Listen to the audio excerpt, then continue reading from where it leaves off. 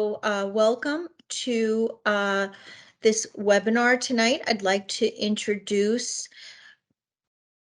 Professor Robert Roberto. I'm going to say this right. He's Rob to me, but I'm going to call him Professor Roberto Mucciacciaro. I hope I pronounced this well.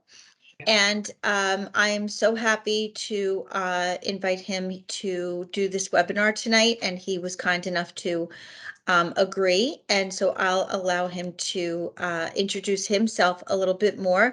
But I can tell you from my standpoint that Rob is an instructor teaching CTC 301, our professional development course, and I am so honored to have him as a faculty member. He has just been wonderful with the students. They are very fortunate to have him, as is Post. So thank you so much, Rob, for doing this webinar. So looking forward to it, and I would love to give you a chance to introduce yourself, and then you can start your program. No, for sure. So thank you, Camille. I appreciate it. Thank you again for allowing me the opportunity to, one, be part of this presentation, but then two, be a professor within the university. It's been a great opportunity for me just to connect back to the community in that sense. Just a little bit about myself. I'm from Waterbury, Connecticut as well. Went to Willoughby High School for my high school degree, and then went to Southern Connecticut for my bachelor's. Went to Quinnipiac for my master's degree there. Started off in the production realm, worked at various different Fortune 500 companies, MTV or Viacom in a production space, the Walt Disney Company, Apple, and then WTNH in New Haven, and then which led me to ESPN in the production standpoint. And then since 2015, I've been in human resources, and now currently in my current role now, I'm a senior recruiter within the Walt Disney Company, recruiting on various different roles, primarily in the production space, while teaching the 301 class for Post. So now I do have a presentation that I'll share with everybody as well. Feel free stop me along the way if there's any questions. But this presentation is actually one I share with my students, but this is also one that I share with the team at ESPN and the Walt Disney Company as well to help our employees reformat their resume as they're going through their career search as well. So, and I do apologize if you hear any crying in the background or anything. I am home with my daughter. So let me just pull up the PowerPoint.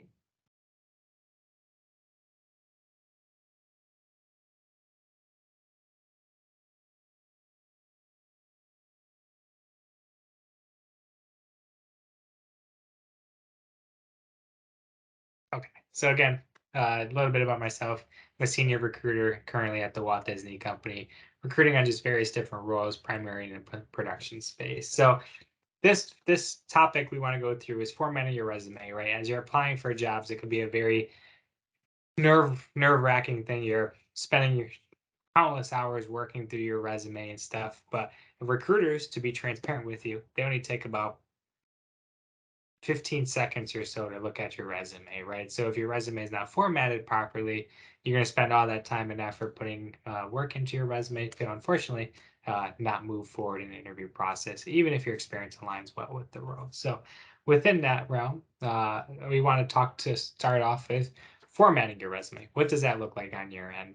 So always share, don't put any weird fonts in there. You never know who's reading your resume, right? You could have someone who's been in the recruiting space for a while, right? And they're going to be very old school with their preferences.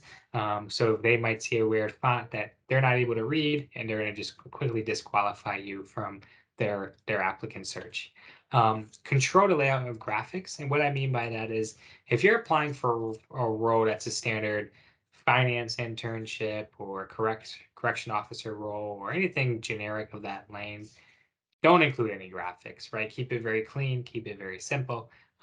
What's going to end up happening is you might mess up the ATS system, right? The applicant tracking system that you're applying for the role in.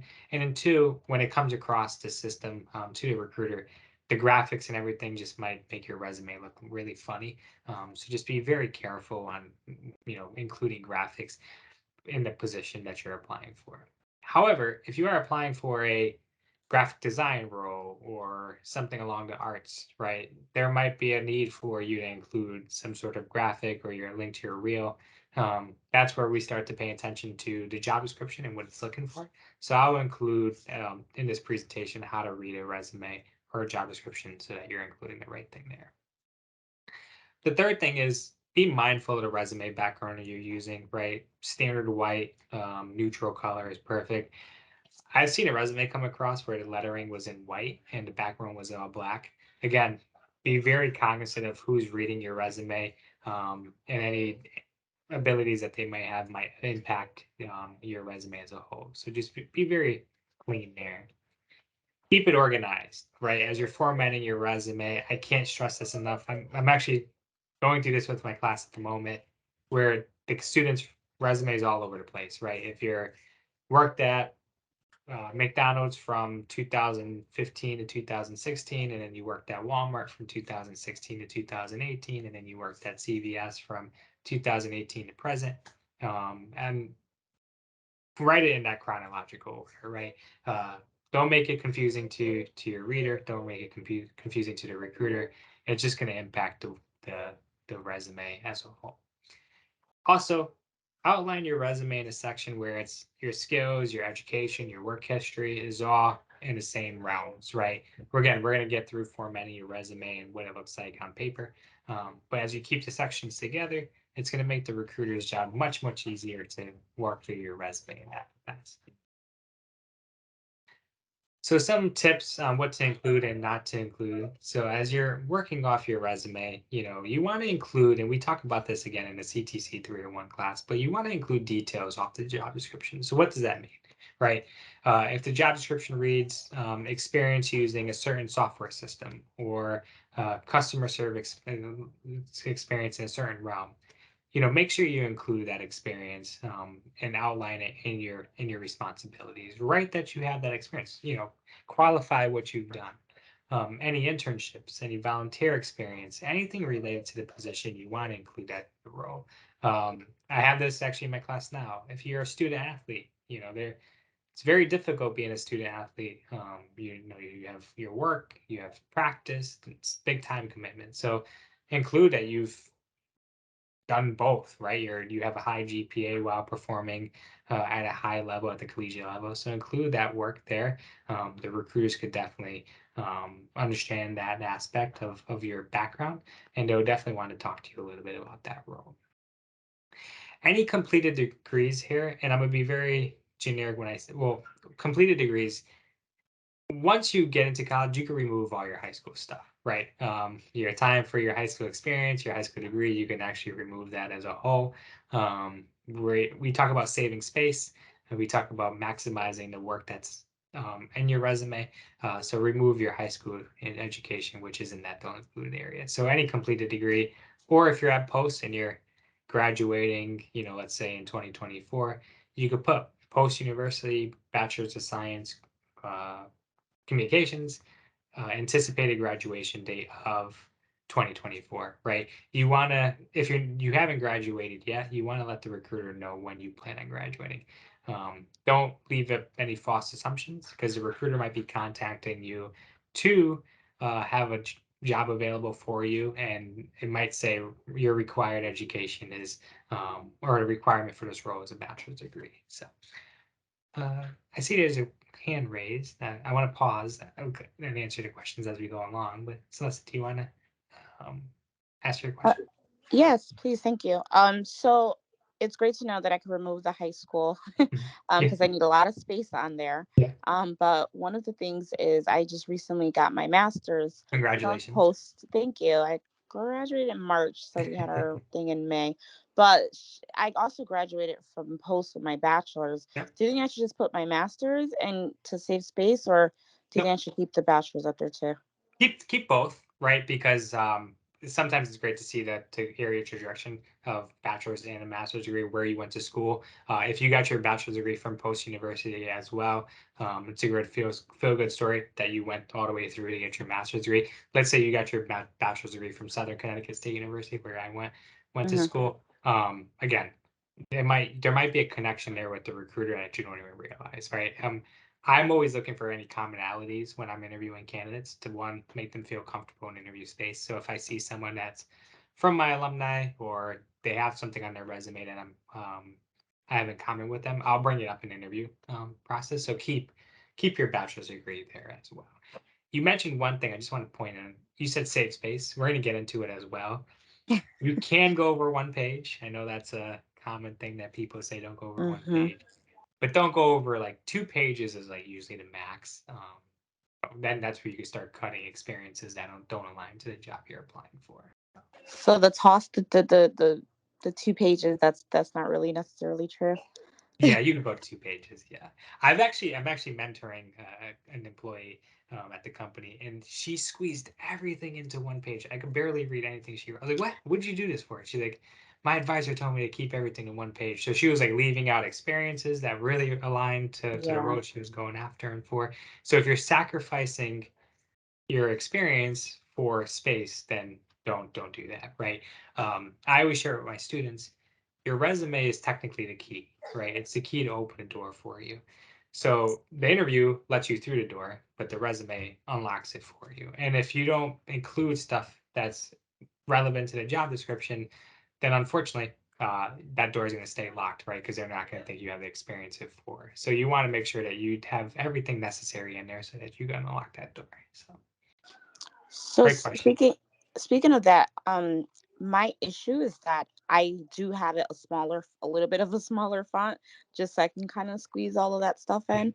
But I've been with the same company for 15 years, and yeah, it's insurance, yeah, so I like to have my billing, my yeah, claims, yeah, all these different things to show that I'm a well-rounded yeah, insurance individual. yeah, I'm currently an underwriter, and so I just find myself leaving out a lot of stuff and just trying to squeeze it together. yeah. Do you Go think ahead. it makes sense to have all 15 years of what I've done at the Harvard on the resume, because it basically would just help them see that I'm Mhm. um, loyal and I've been to different places Yeah, and no, have different experience. I would say you could break down your. So I'm 10 years at ESPN or Disney, Mhm. and I've broken down my roles into different realms, right? So I have like senior recruiter, my list of responsibilities there. Recruiter, my list of responsibilities there. Um, Oh, sometimes, because it's no, internal, so they already know what you do, right? technically, Okay. right? So some Okay. recruiters that are internal still don't know what everybody does. You might Yeah. have a recruiter at the Hartford that doesn't know what an underwriter does, to be transparent with you, Yeah. right? Yeah. So you would still want to outline your experiences in that regard. I Okay. also appreciate what you said about saving space. We could get into like how to maximize space on your resume by like expanding the margins a little bit, right? You go 1 inch margins. Um, you could do single space and you could do like 12, and I'll get into it as we format the resume, but you could go like size 12 on your name and like size 11 on your font, right? So you're playing with the fonts a little bit, so you're Hmm. maximizing the space as a whole. Okay. Thank you very Yeah, much. no, great questions. Please stop me as we go along the way. And then Okay. this is a generic, this is the, but your phone number, your email address. One thing I don't have here is your LinkedIn profile. Include that. You'd be surprised at how many resumes I get that don't have the contact information. If the recruiter can't reach you, then unfortunately, they can't contact you for a job. So please include your phone number, your an email address that you're actually checking on a daily basis, a working cell phone number, right? If anything changes, you want to update that. You've been with the Hartford for 15 years, you said. I always give my mentees and people I work with the advice of every 6 months, you should be updating your resume with key accomplishments, right? It could be one thing, but just update your resume because you forget, right? You Yeah. forget after a year, you forget after 2 years of what did you actually do and what you have accomplished. So you want to update it probably every 6 months or so as you're going through. So Okay. And you think LinkedIn is the new good big oh, thing to add in? Because that's funny. I really worked on my LinkedIn. I did all the little Yeah. tips and stuff. So my LinkedIn, it's popping. It's real good. It's Yeah, I great. love it. I love it. Right before this call, ironically, right before his call, right to the minute, I was actually on LinkedIn. So as a recruiter, I'm able to view profiles without you knowing I'm viewing your profile. I'm Yeah. sourcing for a specific role I'm working on, and I'm actually reaching out to individuals to see if they would be interested in the role without them applying. It's called sourcing for passive candidates. Yeah, Sometimes they I think get I'm that like, a lot. yeah, and sometimes people are like, "Are you selling me on something? Are you like spam?" Yeah. But uh, that's actually what I was doing right before this call. So your LinkedIn is your active resume. So every time you update your resume, you should be updating your LinkedIn as well. So I just don't have my LinkedIn updated. It's more positive, just positive good. things and Yep. just sharing things from the company and just Yeah. sharing just Nope. things like that. So it shows that I'm active. It shows what kind of person I am, team player and all that good stuff. So that's why Yeah. I share that kind of stuff. But I didn't really update my resume on there. Yeah, you should. You could look at mine, Roberto Muchachar. You could look me up. My LinkedIn, and you can add me too. But my LinkedIn has all my responsibilities. Anytime I add responsibilities to my resume, I add it to my LinkedIn account, and I always share positive news stories similar to you every day. I try to post like 3 times a week on my LinkedIn account. So, Okay. I'm sorry, what was your first name again? oh, Roberto, Roberto Muchachar. So you go back. Miss That's how you spell it. what where is it? I'm sorry. Uh, right underneath the resume tips. Do you see my PowerPoint? I see it, but I don't see resume tip. I don't see anything under there. It just says keep organized, and then skills, education, work history, and that's all I could see. Oh, 1 sec. Rob, I am seeing the resume tips with your name underneath. Oh, So Oh, weird. Okay. yeah, are you looking at your I'm on the app, so I don't know if that makes a difference.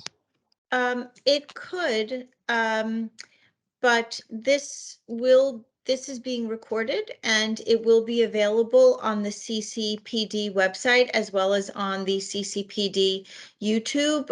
That's the Career Services at Post. Or you can reach out to me and I can give you the information. I'm the Director of Career Services. And my email is cadumont@post.edu.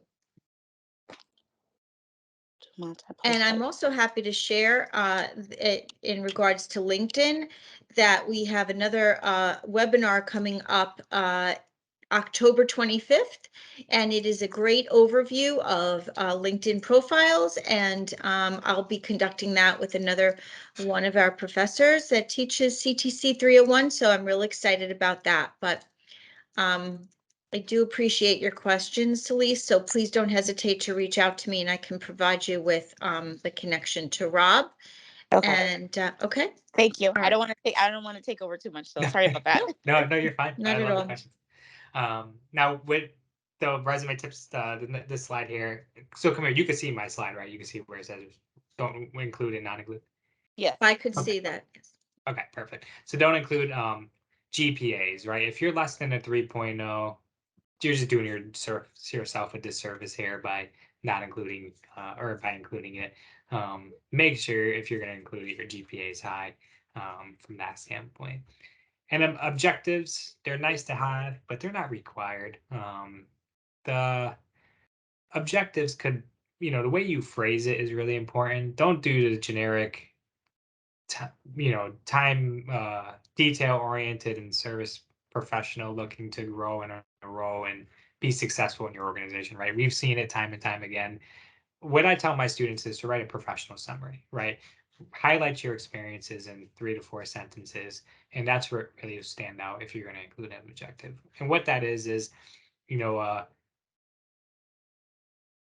5-year marketing made degree or a 5-year marketing professional with experience building out pipelines and building out marketing materials for Fortune 500 companies, experience working with multi-million-dollar budgets to execute marketing campaigns in that regard, right? I'm just using that as a quick example, but that sounds much more powerful and much more towards the role as opposed to dedicated individual looking to grow in your company, right? So those objectives, if you're going to do it, just make sure you write a nice professional summary there.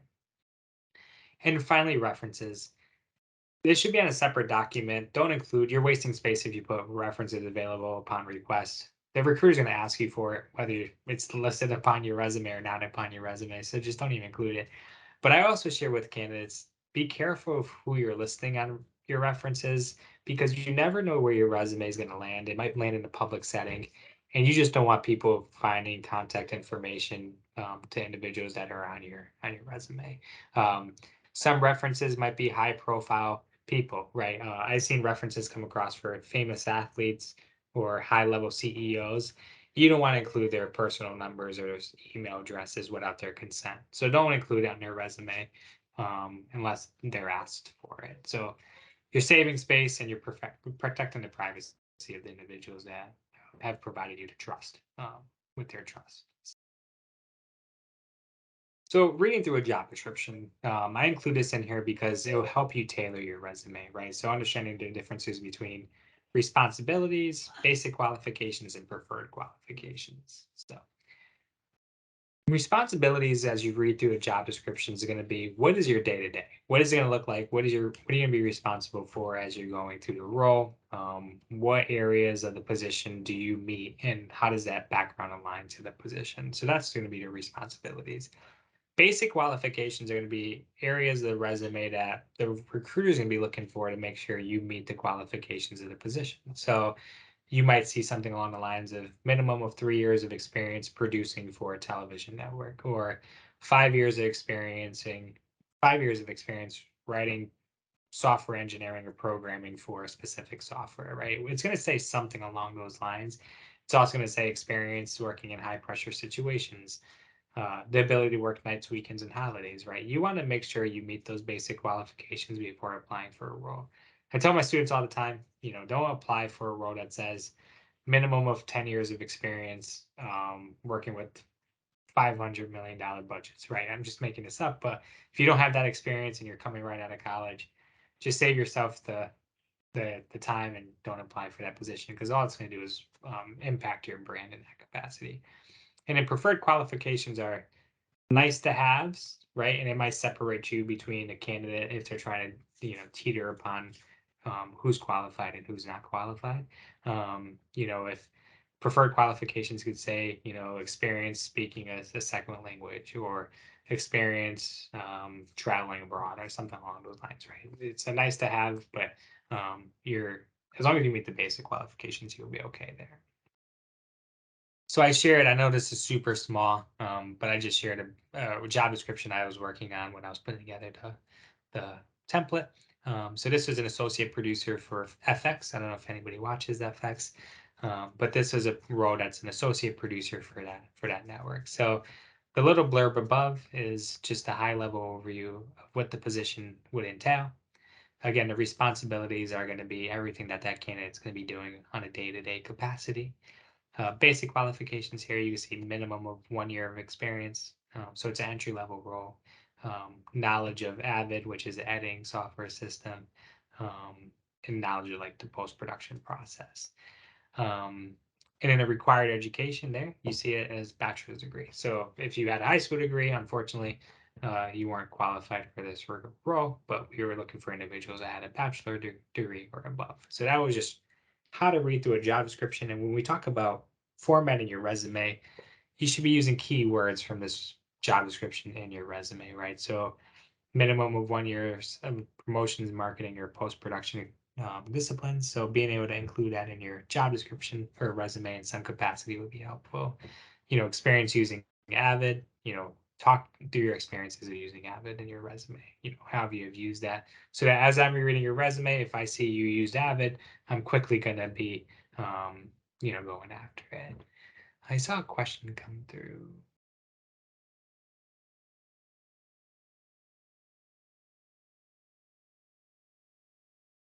So that's it. When it says 5 years of experience and you only have 3, and if it's under the basic qualifications, you might not, if you have like internship experience or you have related experience that might get you to that 5 years, then I would say go for it. But sometimes it's a stretch. Some roles are um, federally required roles, and what that means is if you don't meet the federal requirements of that position 5 years, unfortunately, the team can't make a hire, because then they have to, if they ever get audited, they'll say, why did you hire someone with 3 years of experience when your job description said 5 years? So um, it depends. It really depends on the company. But I would say just if you meet it, then apply for it. If you don't meet it, I probably would stay away from applying for that position. So here's a bad case and example of a resume. Again, I apologize for it being small. I was trying to include everything on one page here, but again, I redacted a lot of the names, but again, a very generic objective that this individual put.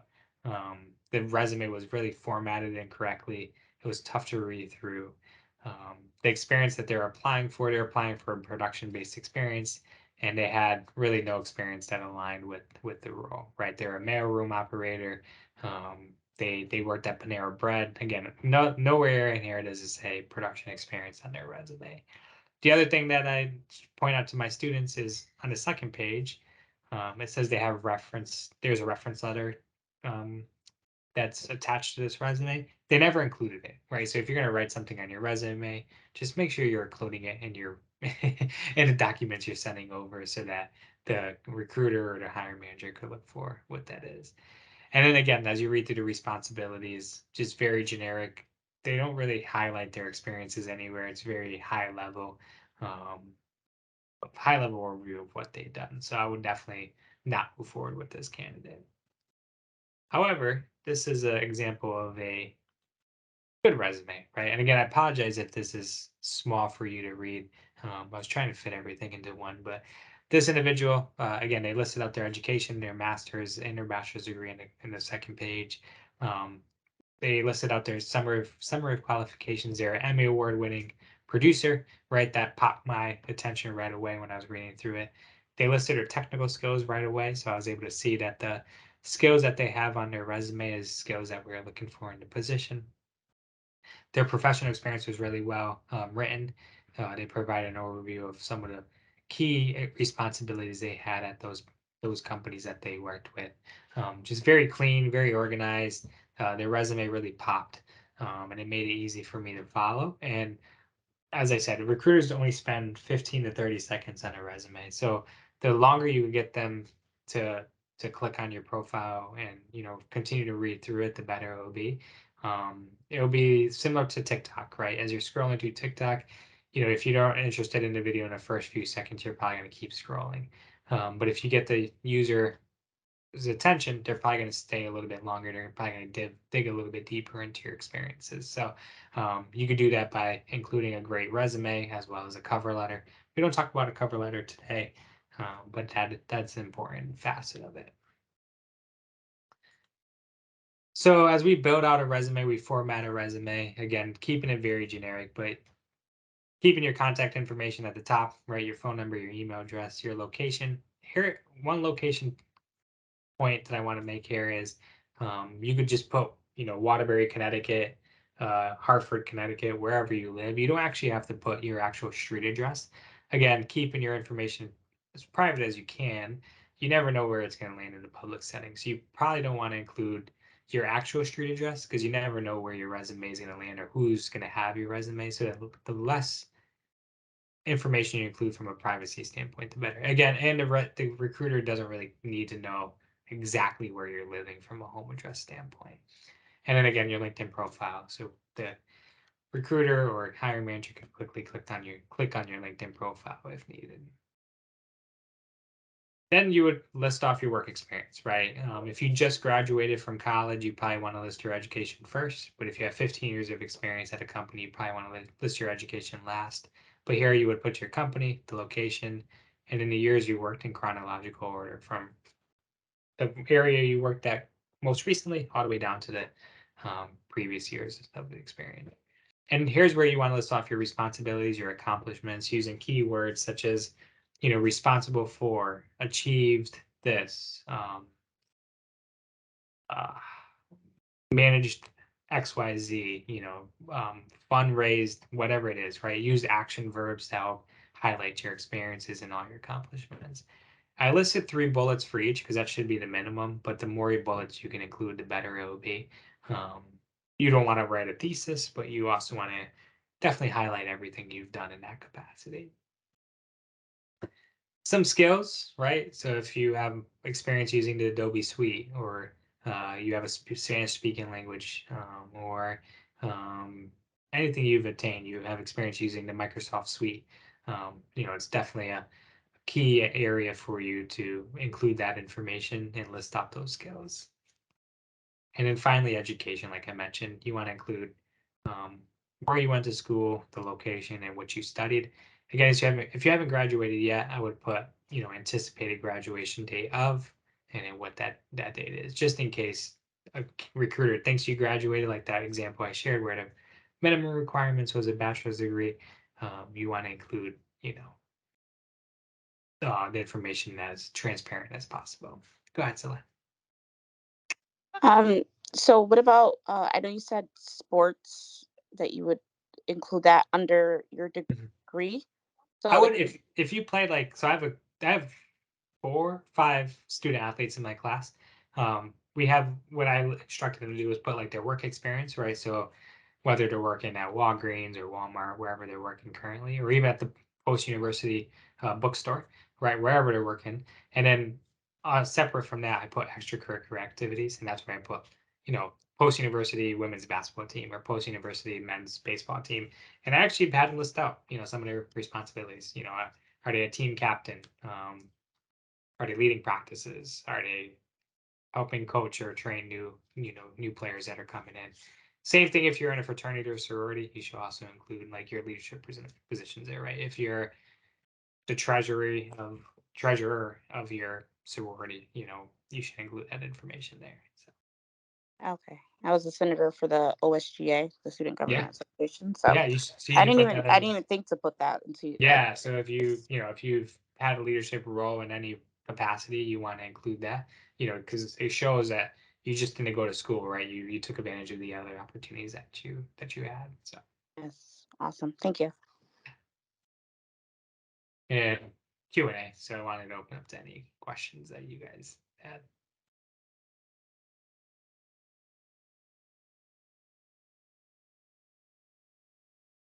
Um, I'm gonna ask one question. Yeah. Well, more than one question. Sorry, I've had quite a few, No, but you're fine. I so like I having a gap. So like, let's say I've worked at one company for 15 years, but then there is like maybe one or two other jobs that I had that could be relevant. They're admin type stuff, but not really.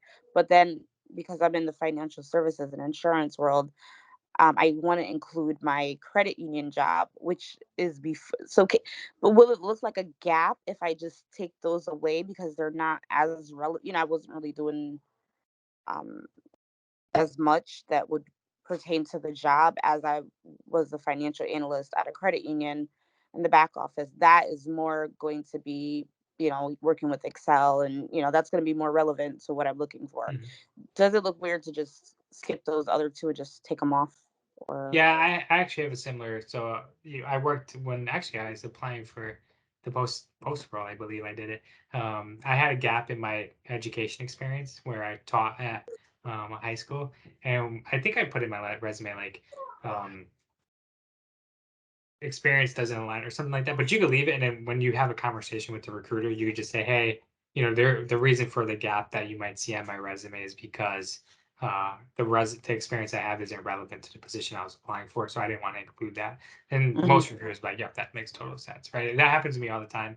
I'll see a Okay. gap, and sometimes that gap could be, you've welcomed a child into the world, right? You took some time off from the workforce, which is totally fine. Yeah.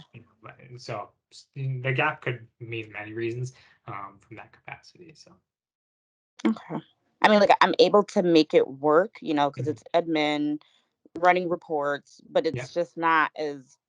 I just feel like I feel like it's too squished. It's too much. It's way too much, especially with the 15 years for the Hartford. yeah, And then yeah, I'm trying to throw in from 20 years ago when I was a financial analyst for 2 or 3 years. yeah, That was a big role for me at the time. And then there's these little stupid jobs in between yeah, that are relevant, but I don't want to like have like a 3 year gap, So yeah. that No, was my issue. the other thing I would say too is you're applying for jobs now. Sometimes that years of experience that you've had 18 plus years ago, right? Sometimes they like, it's good experience, but it's been so long that the technologies or the tools have changed since then too. So sometimes you could talk about it, but you don't have to actually include it in your resume, if that makes sense. Gotcha. I'm not going to blast the Hartford on their technology, but it may be relevant. Yeah, no, for sure. get that. I get that. Thank you very much for Yeah. answering my questions.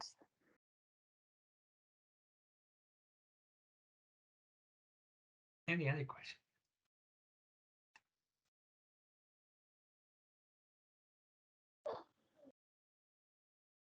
This was helpful for me, at least. Perfect. Well, this is great. Thank you so much, Professor Mucciacciaro. This has been a wonderful webinar, and I think it will be helpful to so many students who watch it later on. I did want to remind everyone who's watching it and those in attendance tonight that we will continue with our webinar series presented by the Center for Career and Professional Development at Post University. And our next one will be October 25th, reviewing your LinkedIn profiles. And these are all basic overviews. And then November 1st is references, how to identify them, how to ask for them. November 15th is introduction to cover letters, how to write them, what to include. And finally, December 6th is interviewing skills. And all of these will be recorded. And they are at 6 o'clock, by the way, but they will be recorded and they will be available on the CCPD website as well as the CCPD YouTube channel. But you can reach out to me as the Director of Career Services at Post University, and my name is Camille Dumont, and my email is cadumont@post.edu.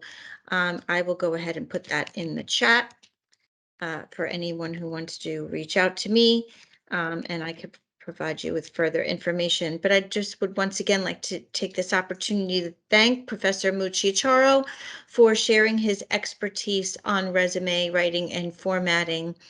And so thank you very much, and I hope everybody enjoyed this.